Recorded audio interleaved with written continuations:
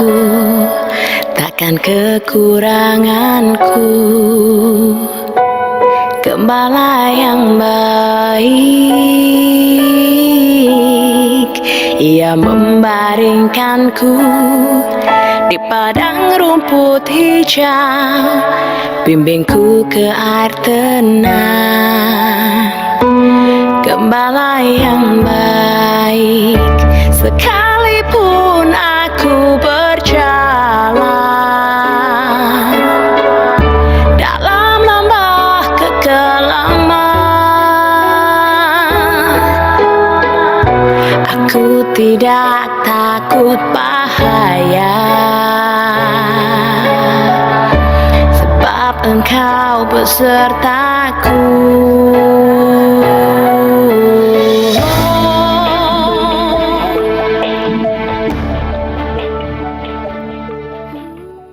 Shalom Aleihim. Selamat pagi bagi semua jemaat GMII Immanuel Jakarta dan setiap Bapak Ibu Saudara-saudari yang turut bergabung dalam ibadah hari ini. Tuhan Yesus memberkati kita semua. Pertolongan Allah selama 1 minggu telah kita kecap dan rasakan. Kita dapati kemurahan, kesabaran, serta pedulinya yang besar bagi kita. Untuk itu, mari bersama naikkan ucapan syukur dengan berkata, sungguh besar pengorbananmu bagiku.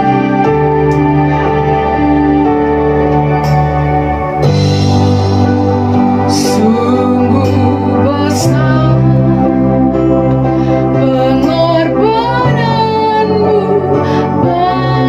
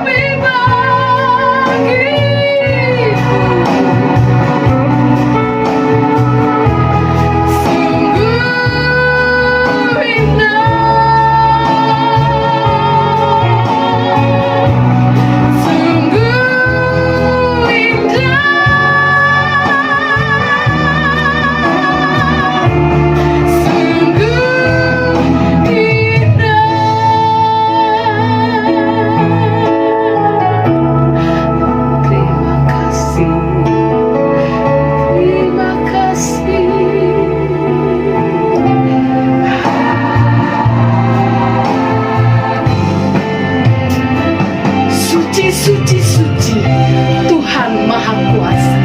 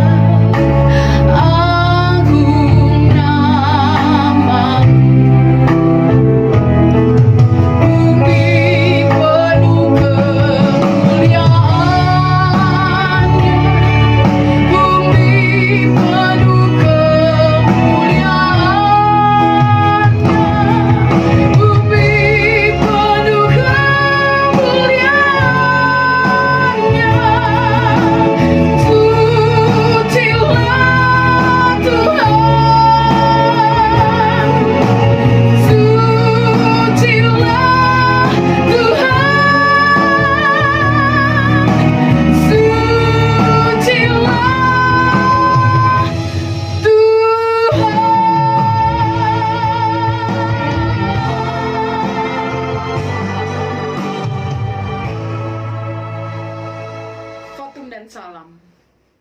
Jemaat, mari kita berdoa.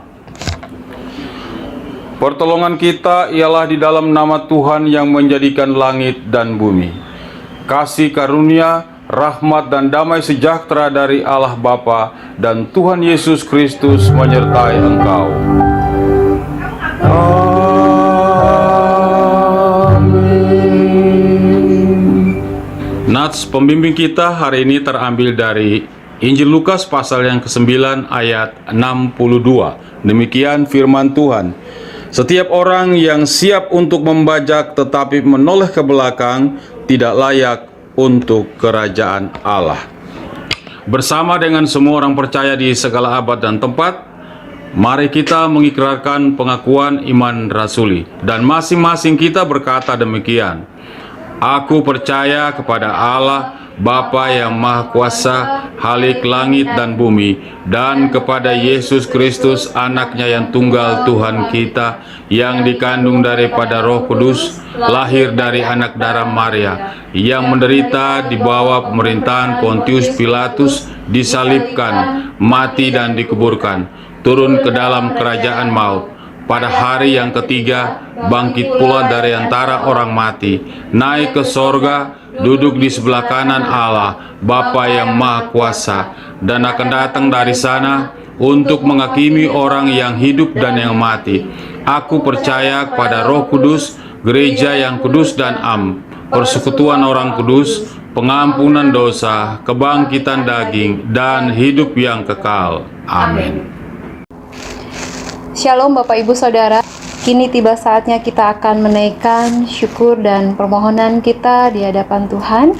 Mari kita berdoa. Bapa di surga, Bapa yang kami sembah dalam nama Tuhan Yesus, kami sungguh bersyukur untuk kehadiran-Mu di dalam hidup kami. Dalam melewati keadaan sulit dan tidak pasti saat ini, Engkau tetap setia menopang dan memelihara kami. Terima kasih untuk penyertaan-Mu bagi para pemerintah yang tetap menjalankan roda pemerintahan hingga saat ini. Terima kasih untuk setiap kemajuan yang Tuhan kerjakan bagi masalah pandemi COVID-19. Untuk setiap pasien yang telah sembuh, untuk penghiburan dan pengharapan yang Tuhan beri bagi setiap orang yang berduka, untuk perlindungan dan kekuatan yang Engkau berikan bagi setiap petugas medis, serta satuan tugas penanganan COVID-19, dan untuk setiap badan usaha yang masih terus berjalan. Terima kasih untuk pemeliharaan Tuhan bagi setiap keluarga, setiap orang tua dan anak-anak sehingga masih dapat menjalankan tanggung jawab masing-masing dengan baik. Terima kasih juga untuk penyertaan Tuhan bagi setiap umat-Mu, sehingga kami masih bisa beribadah dan melayani Tuhan dengan baik.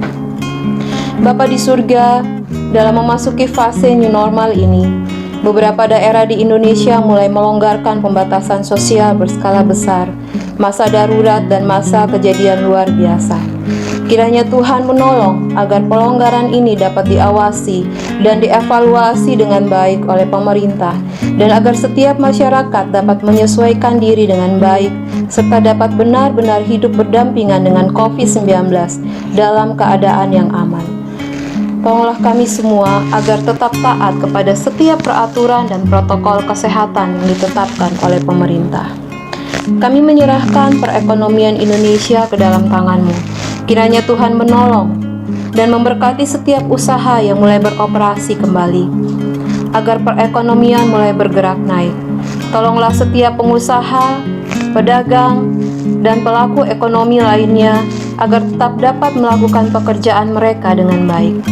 Kiranya Tuhan juga menolong agar ada penambahan bidang-bidang usaha yang baru, sehingga dapat menampung para pekerja yang kehilangan lapangan pekerjaan.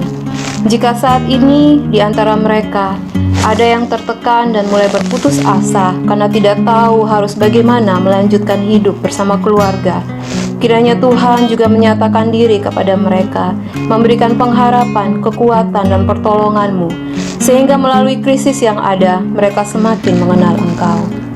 Dalam memasuki tahun ajaran yang baru, kiranya Tuhan menolong Kementerian Pendidikan dan Budaya dan semua pengambil keputusan untuk terus berkoordinasi dengan gugus tugas percepatan penanganan COVID-19, sehingga bisa mengambil keputusan dengan tepat dan bijaksana. Tolonglah setiap siswa, orang tua siswa, dan guru agar mampu beradaptasi dengan baik dalam fase new normal ini. Para orang tua diberikan hikmat dan kesabaran dalam mengatur waktu untuk bekerja sambil harus mendampingi anak-anak untuk belajar dari rumah. Setiap anak-anak diberikan motivasi dan semangat untuk belajar, meskipun di tengah situasi rumah yang lebih fleksibel. Juga setiap guru diberikan hikmat dan kekuatan untuk mengembangkan metode yang sesuai dengan kebutuhan siswa saat ini. Tuhan, kiranya Engkau menolong kami sebagai gereja Tuhan untuk tetap menjadi berkat di tengah situasi sulit saat ini, dengan tetap mentaati setiap protokol kesehatan yang ditetapkan pemerintah.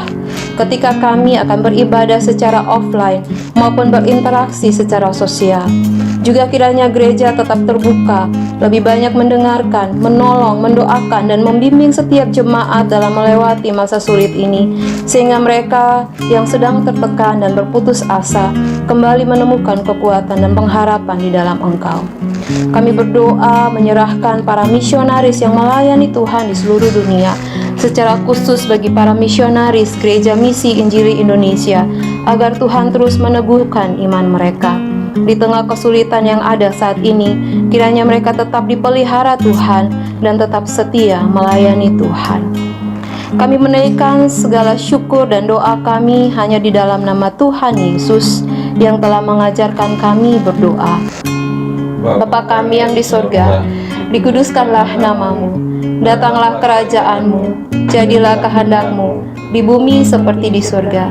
Bila kami pada hari ini makanan kami yang secukupnya, dan ampunilah kami akan kesalahan kami, seperti kami juga mengampuni orang yang bersalah kepada kami. Dan janganlah membawa kami ke dalam pencobaan, tapi lepaskanlah kami daripada yang jahat, karena Engkau yang mempunyai kerajaan dan kuasa dan kemuliaan sampai selama-lamanya. Amin. Jemaat yang dikasihi Tuhan Yesus Kristus, masing-masing kita akan mengambil Alkitab kita untuk bermazmur bagi nama Tuhan yang terdapat dalam Mazmur 86 ayat 1 sampai dengan ayatnya yang ke-7. Mazmur 86 ayat 1 sampai dengan ayatnya yang ke-7. Kita baca bersama-sama. Doa minta pertolongan, doa Daud. Sendengkanlah telingamu ya Tuhan, jawablah aku, sebab sengsara dan miskin aku. Peliharalah nyawaku sebab aku orang yang kau kasihi. Selamatkanlah hamba-Mu yang percaya kepadamu. Engkau adalah Allahku, kasihanilah aku ya Tuhan, sebab kepadamu-lah aku berseru sepanjang hari. Buatlah jiwa hamba-Mu bersukacita, sebab kepadamu-lah ya Tuhan ku angkat jiwaku. Sebab Engkau ya Tuhan baik dan suka mengampuni, dan berlimpah kasih setia bagi semua orang yang berseru kepadamu. Pasanglah telinga kepada doaku ya Tuhan, dan perhatikanlah suara permohonanku. Pada hari kesesakanku, aku berseru kepadamu, sebab Engkau menjawab aku. Amin. Tema firman Tuhan pada hari ini, mengikut Yesus keputusanku. Biarlah tema ini pun menjadi kerinduan kita bersama. Kita kidungkan pujian kita untuk Tuhan. Ikuti Kau saja Tuhan.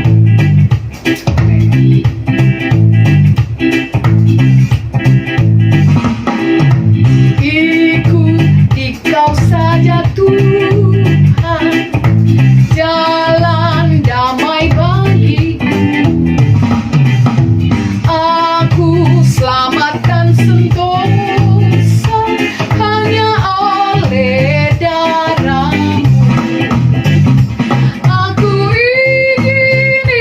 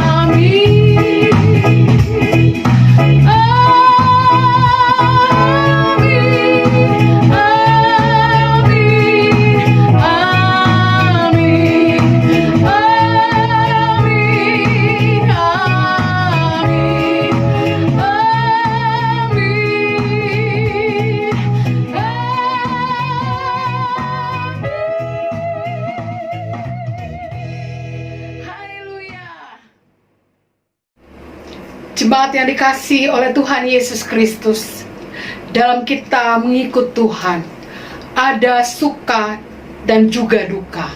Namun, Tuhan selalu bersama dengan kita, dan tidak pernah sedetik pun Tuhan meninggalkan kita. Untuk itu, mari kita menyembah Dia, meninggikan namanya, bersyukur untuk setiap perkara demi perkara yang Tuhan selesaikan bagi kita semua. Katakan bersama, kekuatan di jiwaku, ketenangan batinku, ada dalam hadirat-Mu, ku menyembah-Mu.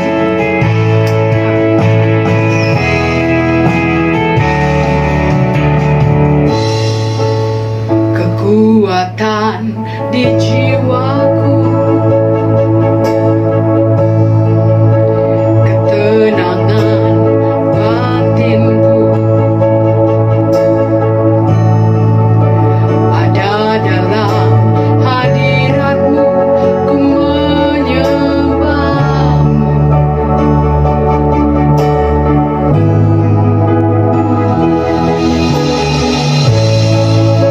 Tersungkurku di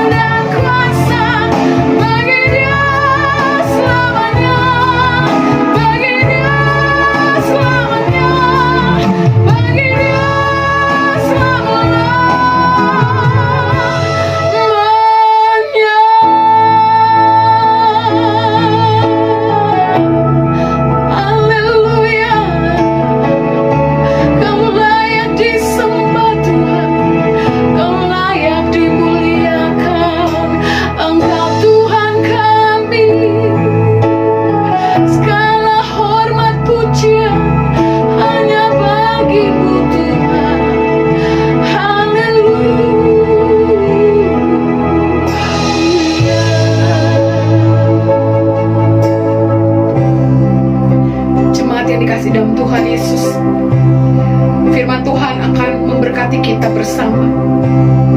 Namun sebelumnya, mari ungkapkan komitmen kita di hadapan Tuhan dengan berkata, saya mau iring Yesus, saya mau ikut Yesus sampai selama-lamanya.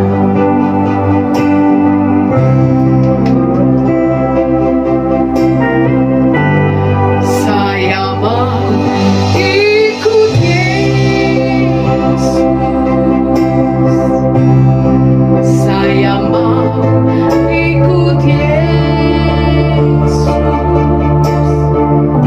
sampai selama-lamanya. Saya mau ikut Yesus, saya mau ikut Yesus sampai selama-lamanya. Meskipun saya susah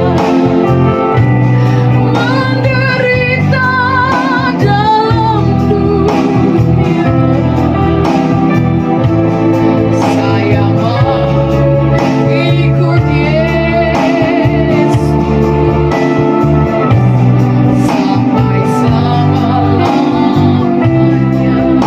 Katakan sekali lagi, saya mau ikut Yesus, saya mau ikut Yesus,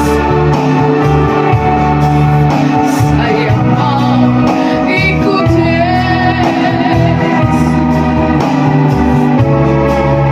sampai selama-lamanya. Meskipun saya susah menderita dalam dunia,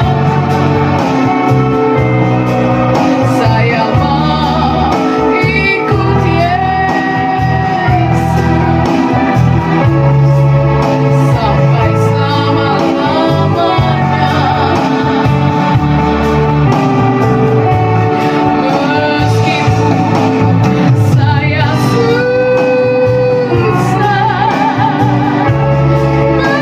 menderita dalam dunia,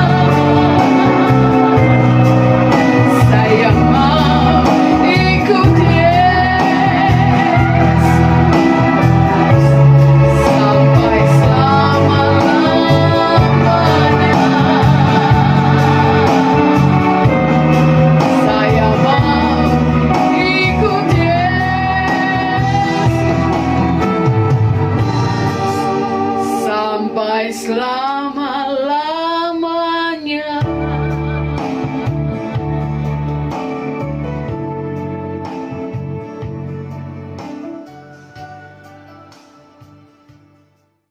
Mari kita berdoa. Bapa kami di surga, kami mengucap syukur atas kesempatan yang indah untuk membaca, merenungkan firman Tuhan. Kami mohon Engkau memberikan kami pencerahan, menuntun kami untuk bertemu dengan kebenaran-kebenaran di dalam firman Tuhan ini. Berfirmanlah ya Tuhan, karena kami siap untuk mendengar. Dalam nama Tuhan Yesus kami berdoa. Amin. Jemaat yang dikasihi Tuhan, firman Tuhan hari ini yang menjadi landasan renungan kita terambil dari Injil Matius pasal yang ke-10 ayat 34 sampai dengan yang ke-39. Demikian firman Tuhan.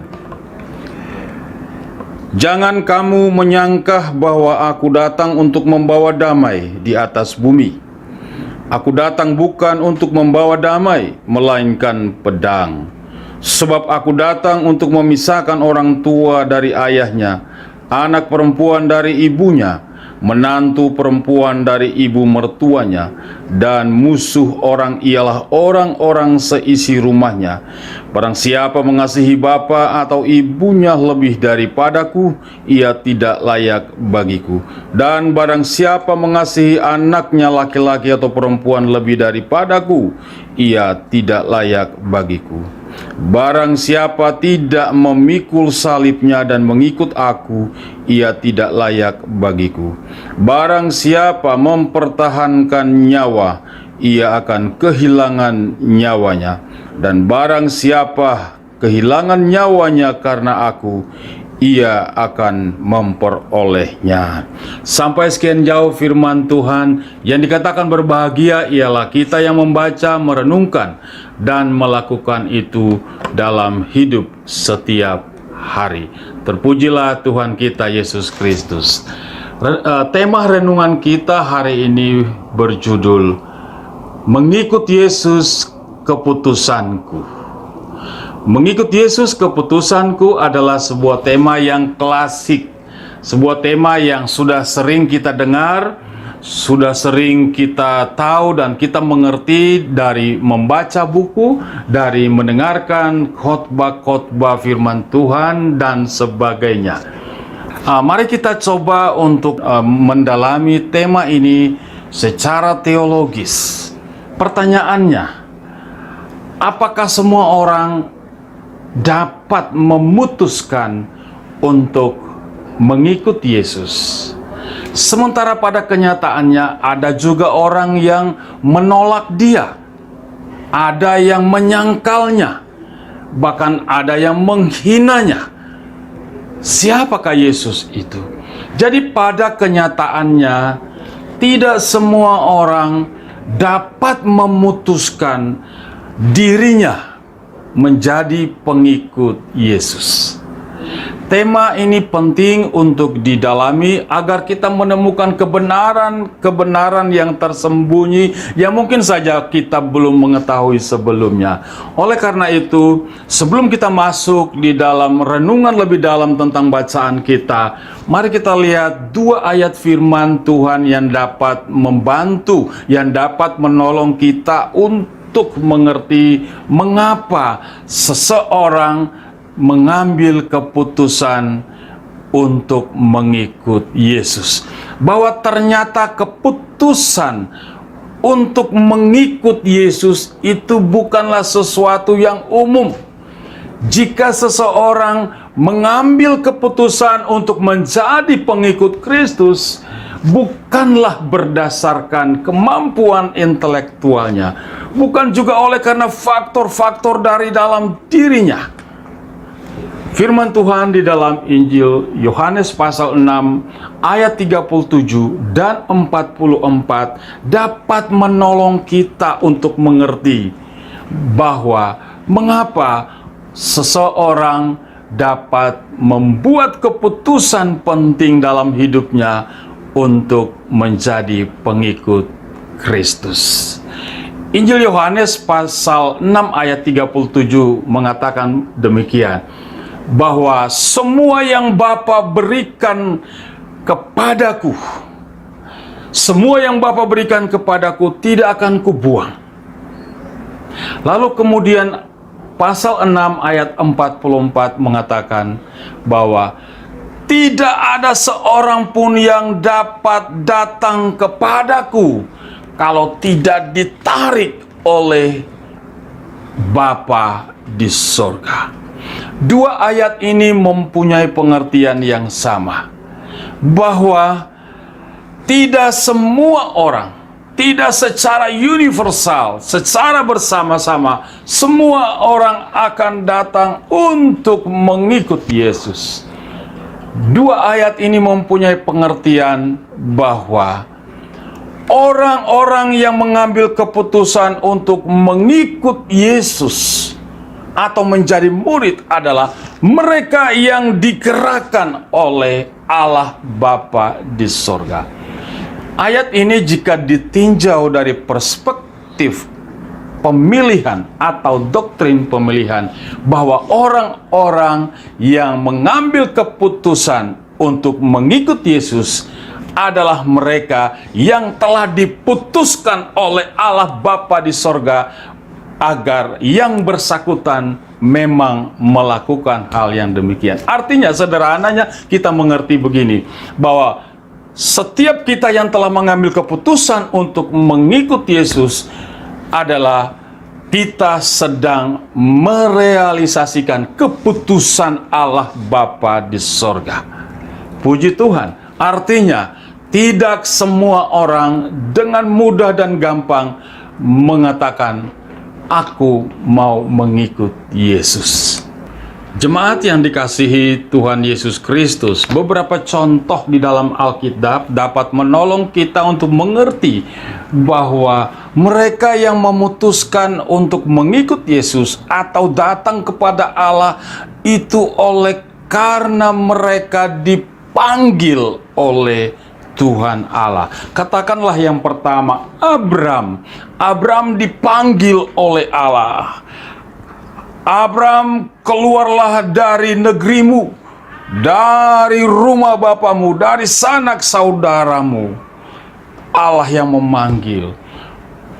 Para nabi, mereka-mereka yang melayani Tuhan, semua itu adalah orang-orang yang dipanggil oleh Tuhan Allah. Ketika Yesus di bumi, dia juga memanggil para muridnya dengan berkata, mari ikutlah aku. Apa artinya ini? Artinya semua mereka yang memutuskan untuk mengikut Tuhan atau datang kepada Yesus, menjadi pengikut Yesus, itu bukan oleh karena kemauan mereka sendiri, tetapi oleh karena panggilan Tuhan. Karena Allah yang memanggil, maka di dalam panggilan itu ada kekuatan atau kuasa untuk menaklukkan semua sikap atau sifat pemberontakan kita kepada Tuhan, sikap ketidaksukaan kita kepada Tuhan, sikap kita melawan Tuhan yang tidak taat kepada Tuhan. Tapi ketika Tuhan memanggil, maka kita takluk dan tunduk kepadanya. Jadi ketika seseorang mengambil keputusan untuk mengatakan mengikut Yesus, keputusanku itu bukan oleh karena kehebatannya dia, bukan oleh karena kemampuan akademiknya dan sebagainya, dan bukan oleh karena latar belakang hidupnya, tetapi ketika dia berkata mengikut Yesus itu keputusanku, itu adalah sebuah pekerjaan Tuhan yang membawa dia sampai kepada keputusan itu. Mari kita fokus pada tema kita hari ini, mengikut Yesus keputusanku. Kita dapat dibantu mengenai tema ini dengan pertanyaan, siapakah pengikut Yesus itu? Dari bacaan ini kita dapat menemukan 3 jawaban tentang pertanyaan siapakah pengikut Yesus itu. Pengikut Yesus itu ialah mereka yang telah mengalami pedang atau pemisahan. Yang kedua, pengikut Yesus ialah mereka yang mengutamakan Yesus. Dan yang ketiga, pengikut Yesus adalah mereka yang siap memikul salibnya. Mari kita lihat yang pertama, pengikut Yesus adalah mereka yang telah mengalami pedang atau pemisahan. Di dalam ayat yang ke-35 di situ dikatakan, jangan kamu menyangka bahwa aku datang untuk membawa damai di atas bumi. Aku datang bukan untuk membawa damai, melainkan pedang. Ayat ini memperlihatkan sebuah paradoks. Jadi paradoks adalah sebuah pernyataan yang seolah-olah bertentangan dengan pendapat umum atau kebenaran yang sudah ada, tetapi sesungguhnya mengandung kebenaran. Paradoksnya ada di mana? Yesus berkata, jangan kamu sangka aku datang untuk membawa damai.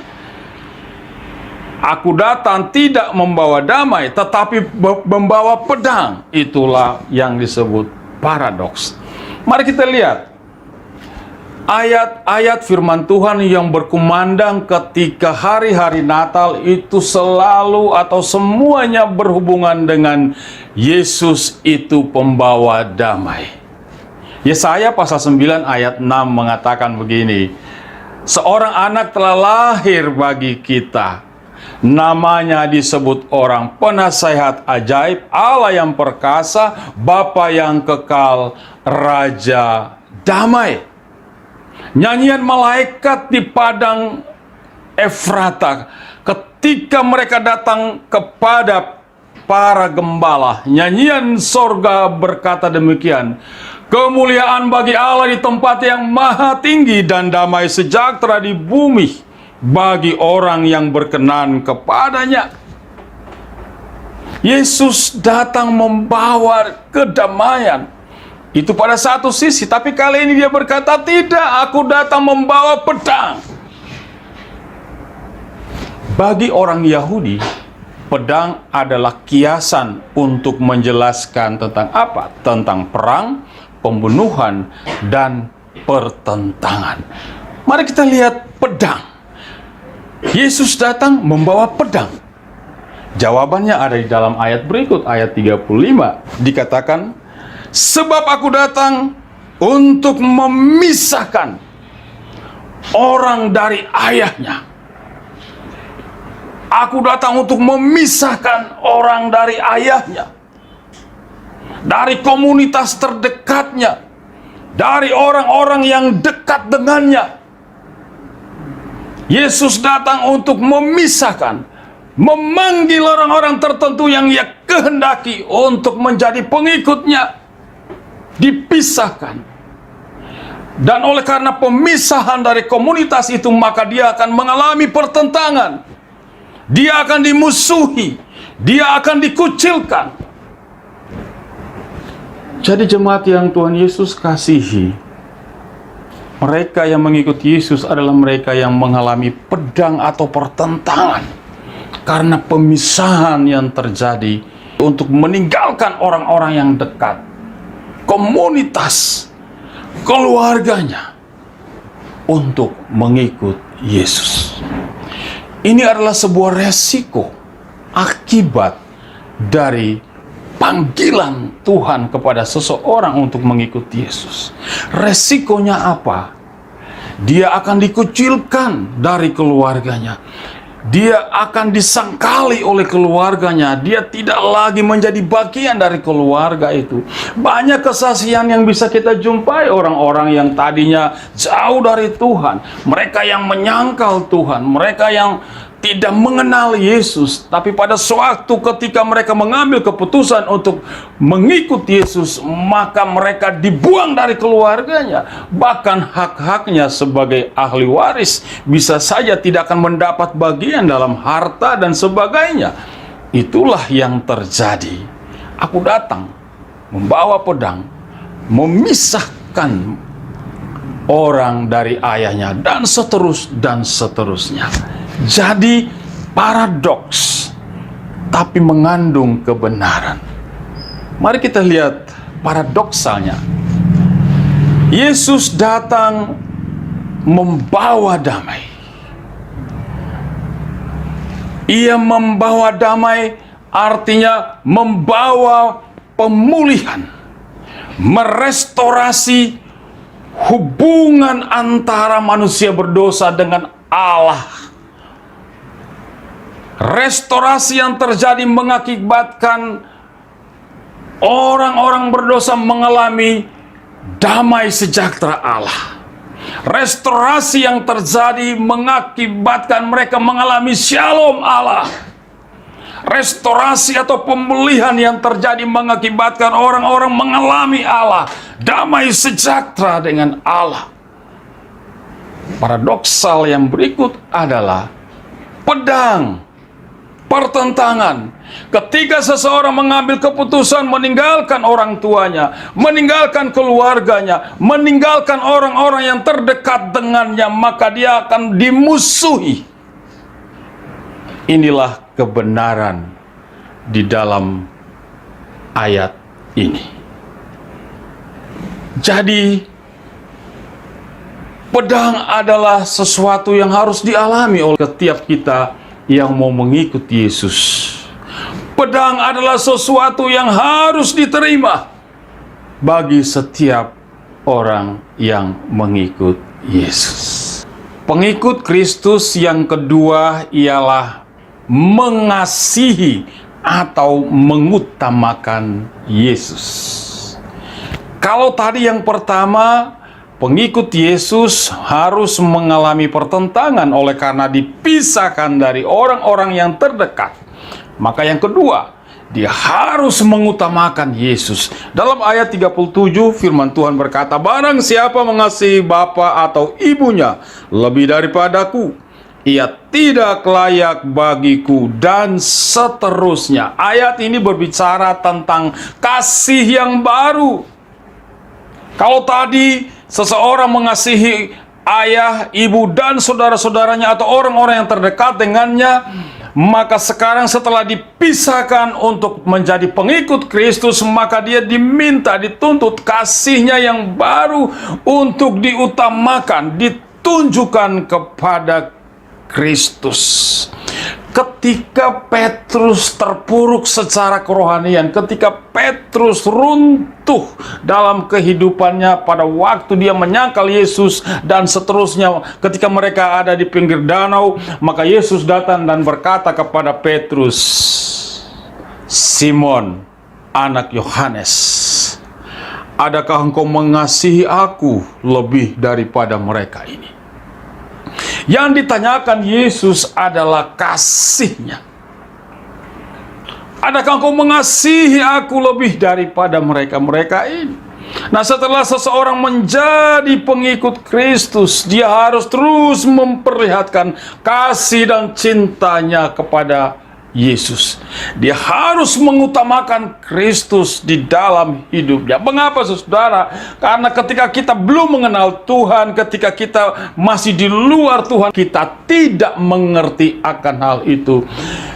Mengapa Yesus lebih utama? Karena Dia adalah Allah, Dia adalah Tuhan, Dia adalah Sang Pencipta. Maka sangat berbahagialah, bersukacitalah kita sebagai ciptaan mengenal Sang Pencipta. Maka Dia adalah menjadi yang terutama di dalam hidup kita sebagai pengikut Kristus. Jika berbicara tentang poin ini, maka kalau Yesus yang lebih utama mendorong kita, membawa kita untuk meninggalkan segala kepentingan diri kita, untuk menguburkan segala keinginan-keinginan daging dan keinginan buruk kita, mematikan, mengenyahkan segala motif-motif yang bengkok di dalam mengikut Tuhan, motif-motif yang salah dalam melayani Tuhan. Yesus lebih utama daripada segala-galanya karena Dia adalah Allah, Dia adalah Tuhan. Jemaat yang dikasihi oleh Tuhan, dalam mengikut Dia, kita terus diminta untuk konsisten, terus setia mengasihi Dia, memperlihatkan perubahan dalam hidup kita, pengutamaan Yesus lebih di atas segala-galanya. Itu adalah kehidupan seorang pengikut Kristus. Jemaat yang dikasihi, ada orang-orang yang begitu gampang tinggalkan dan pergi tinggalkan Tuhan hanya oleh karena tersinggung dengan hal-hal yang kecil. Maka kita tidak bisa lagi mengutamakan Tuhan dan pelayanannya hanya karena kita melayani emosi dan sakit hati. Ada banyak orang gagal dan berhenti melayani Tuhan, padahal mengikut Tuhan, mengutamakan Tuhan itu juga adalah dibuktikan di dalam hal kita melayani Dia. Ada banyak hal yang membuat orang mandek dan berhenti di jalan, terkapar di jalan, tidak mau lagi ke gereja, tidak mau lagi berdoa, tidak mau lagi melayani oleh karena berbagai-bagai faktor. Tapi firman Tuhan kali ini mengingatkan kita agar kita terus memperlihatkan perubahan untuk setia dan mengikut Tuhan, mengutamakan Tuhan, mengasihi Tuhan lebih daripada segala sesuatu yang ada di luar diri kita, mengasihi Tuhan lebih daripada kepentingan diri kita. Tuhan Yesus itu lebih utama. Itulah yang Dia minta. Seperti dia bertanya kepada Simon Petrus, adakah engkau mengasihi aku lebih daripada mereka ini? Pertanyaan itu jugalah yang akan terus mengingatkan kita, adakah kita mengutamakan Tuhan? Adakah kita terus mengasihi Dia? Meskipun ada banyak hambatan dan tantangan, tetapi kita tetap mengutamakan dan mengasihi Dia. Pengikut Kristus yang ketiga ialah mereka yang memikul salibnya. Firman Tuhan berkata, barang siapa tidak memikul salibnya dan mengikut aku, ia tidak layak bagiku. Barang siapa tidak memikul salibnya dan mengikut aku, ia tidak layak bagiku. Ketika para murid mendengar ungkapan memikul salib, maka mereka teringat, mereka tahu tentang proses penghukuman mati yang biasa dilakukan oleh orang Romawi kepada para budak dan orang asing. Seorang yang terhukum atau dihukum mati, dia akan memikul salib sepanjang perjalanan menuju tempat kematiannya.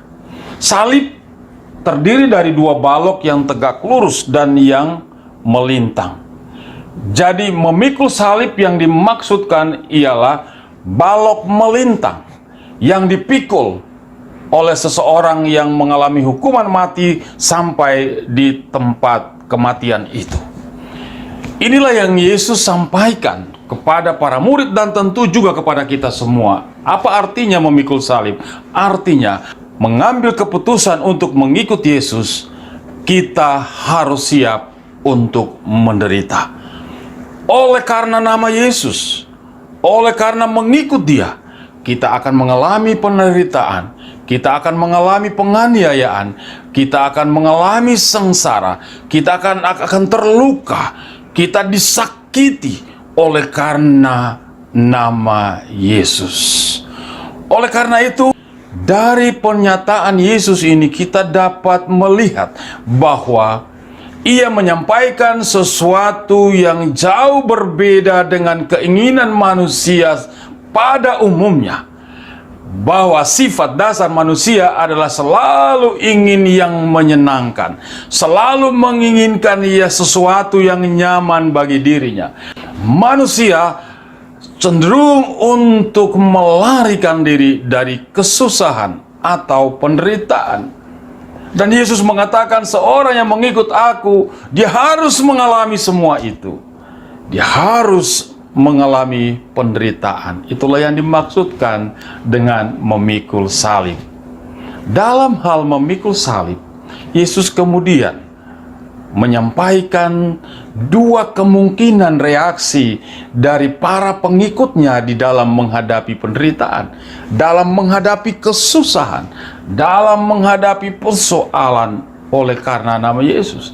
Itu terlihat di dalam ayat yang berikut, ayat 39. Barang siapa mempertahankan nyawanya, ia akan kehilangan nyawanya, dan barang siapa kehilangan nyawanya karena aku, ia akan memperolehnya. Ayat ini punya kaitan dengan salib di dalam ayat sebelumnya. Salib adalah sesuatu yang menakutkan. Salib adalah sesuatu yang dihindari oleh banyak orang. Maka di dalam ayat ini Yesus mengatakan bahwa ada kemungkinan pengikutnya menghindarkan diri dari penderitaan. Dan kemungkinan yang kedua, ada pengikutnya yang setia menghadapi penderitaan dan kesusahan itu. Mari kita lihat yang pertama. Kemungkinan yang pertama, ada yang menghindarkan diri dari penderitaan dan kesusahan. Itu nampak di dalam kalimat, barang siapa mempertahankan nyawanya, konsekuensinya ia akan kehilangan nyawanya. Maksud ayat ini ialah pengikut Kristus yang menghindarkan diri dari penderitaan. Dia tidak akan mengalami pengalaman yang indah bersama dengan Tuhan. Dia tidak akan mengalami sukacita di dalam Tuhan karena hidupnya biasa-biasa saja. Semua nyaman, semua baik, tidak ada kesulitan. Semua nyaman, semua baik, tidak ada persoalan. ia sedang kehilangan nyawa. Kehilangan nyawa adalah pengalaman rohani bersama dengan Tuhan, kedekatan dengan Tuhan, persekutuan dengan Tuhan tidak dialami. Kemungkinan yang kedua, mereka yang masuk menghadapi segala tantangan dalam hidup mereka. Kalimat mereka yang kehilangan nyawa, karena aku akan memperolehnya. Ini adalah pengikut Yesus yang setia, masuk dan siap menderita karena nama Yesus. Ini adalah tipe pengikut Kristus yang tetap melayani, tetap setia, meskipun dia harus mati, dia tetap melayani. Ini adalah pengikut Kristus yang setia. Banyak tantangan, banyak hambatan, dia tetap tegak lurus mengikut Yesus. Dia tegak lurus melayani Tuhan. Terjadi goncangan, terjadi kekacauan, dihina, difitnah, direndahkan, tidak dihormati, tidak dihargai, menghadapi kesulitan sesulit apapun, mereka inilah adalah orang-orang yang kehilangan nyawa. Apa artinya kehilangan nyawa? Artinya siap untuk menderita, masuk dalam kesusahan. Maka firman Tuhan mengatakan mereka akan memperolehnya. Memperolehnya artinya apa? Mereka akan mengalami pengalaman rohani yang indah dengan Tuhan.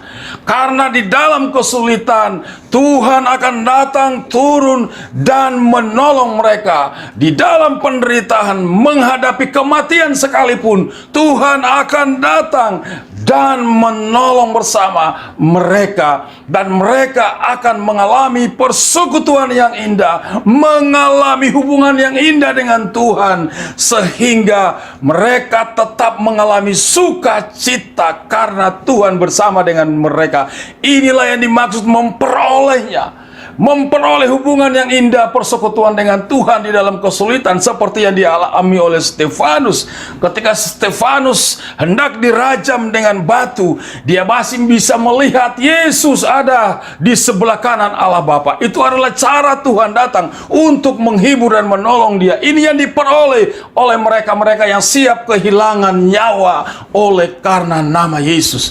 Karena di dalam kesulitan, di dalam penderitaan itu, Yesus hadir dan bersekutu bersama dengan mereka. Mereka memperoleh nyawa. Ini tidak ada hubungannya dengan keselamatan yang hilang. Ini menyangkut pengalaman rohani, hubungan yang kuat dengan Tuhan, kehadiran Tuhan di dalam kehidupan seseorang oleh karena nama Yesus. Karena dia mempertahankan identitas diri sebagai seorang Kristen, sebagai seorang anak Tuhan. Dia tetap tegak lurus, konsisten mengikut Tuhan. Dia harus menderita, tetapi Tuhan akan turun bersama-sama dengan dia. Kiranya renungan hari ini menjadi berkat bagi kita. Kita mengingat, pertama, keputusan untuk mengikuti Yesus itu adalah keputusan Tuhan yang kita melakukannya. Kemudian yang berikut, bahwa di dalam mengikuti Yesus kita harus mengalami pedang atau pemisahan atau pertentangan. Dalam mengikuti Yesus kita harus meninggikan dia. Dalam mengikuti Yesus kita harus siap menderita, dan kita akan memperoleh pengalaman rohani yang indah bersama dengan Tuhan. Kiranya Tuhan memberkati kita pada hari ini. Mari kita berdoa. Bapa kami di surga, kami mengucap syukur atas pertolongan Tuhan bagi kami. Firman-Mu telah berbicara bagi kami hari ini. Hamba selesai berbicara dan kami semua yang telah mendengarnya. Biarlah Tuhan yang bekerja di hati kami. Tuhan tahu segala sesuatu. Ketika firman Tuhan ini disampaikan dan ada hal yang Tuhan ingatkan dalam hidup kami untuk dibenahi, untuk diselesaikan, biarlah Tuhan menolong kami untuk dapat melaksanakannya. Kami berdoa, Tuhan tolong dan berkati kami. Dalam nama Yesus kami berdoa. Amin. Firman Tuhan dalam 2 Korintus 9 ayat yang ke-7 berbunyi demikian, hendaklah masing-masing memberikan menurut kerelaan hatinya, jangan dengan sedih hati atau karena paksaan, sebab Allah mengasihi orang yang memberi dengan sukacita. Jemaat, persiapkan persembahan kita akan berdoa. Bapa di surga, Bapa yang kami sembah dalam nama Tuhan kami Yesus Kristus, kami bersyukur karena rahmat-Mu selalu beserta dengan kami. Dan saat ini bersama-sama dengan jemaat-Mu, kami akan memberikan persembahan. Kami mohon Tuhan, kiranya Engkau menguduskan dan memberkati, sehingga persembahan ini menjadi berkat bagi pelayanan-Mu Tuhan. Hanya di dalam nama Tuhan Yesus, kami mau memberikan persembahan. Amin.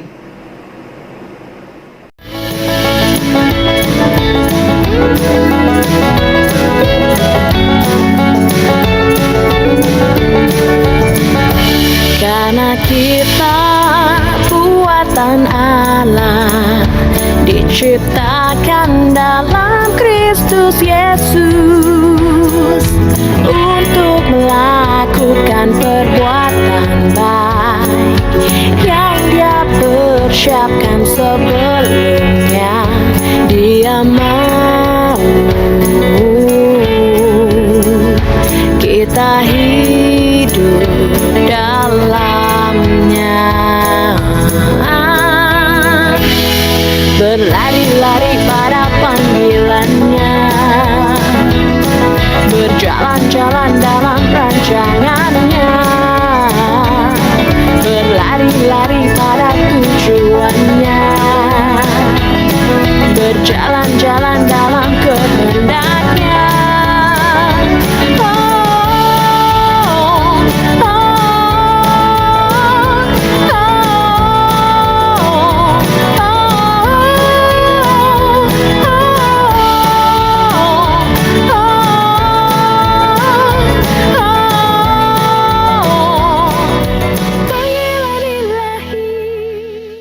Jemaat, mari kita berdoa. Bapa kami di sorga, kami bersyukur untuk pertolongan dan anugerah-Mu bagi kami. Kami hendak berdoa kepada semua jemaat yang sedang dalam pergumulan dan persoalan hidup yang berat. Kami mohon penyertaan-Mu, kami mohon pertolongan-Mu. Engkau menjadi penghiburan bagi mereka dan memberikan kekuatan kepada mereka, karena kami percaya Engkau adalah Allah kami yang Immanuel, Allah yang beserta dengan kami.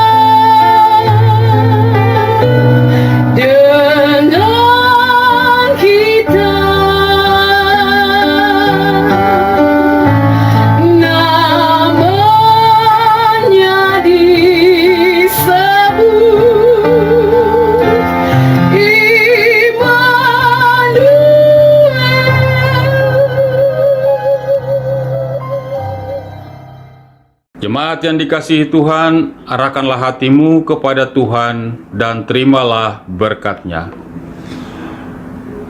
Tuhan memberkati engkau dan melindungi engkau. Tuhan menyinari engkau dengan wajah-Nya dan memberi engkau kasih karunia.